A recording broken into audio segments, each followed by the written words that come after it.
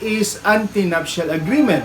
It is an agreement entered into between future spouses fixing their property regime that should govern during the existence of their marriage. Ang maaaring mangyari dito, gustuhin ng dalawang mag-asawa na complete separation of their property. So kung ano ang property ng babae, sa kanya lang. Kung ano naman yung property ng lalaki, sa kanya lang. O kaya maaari ding they can enter into conjugal partnership of gains, na kung saan lahat ng kanilang property na na-acquire during their marriage, yun lang yung property para sa kanilang dalawa.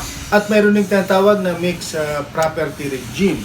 So, kung ano yung nakasulat sa antenuptial agreement, yun ang susundin. Okay, so what are the requisites of a valid antenuptial agreement? 1. It must be entered before the celebration of marriage. So, kailangan mapirmahan yung agreement na yan before the celebration of the marriage. Hindi po pwede na you will enter into antenuptial agreement pagkatapos nyo ng ikasal. Ang requirement po sa batas, before the celebration of marriage.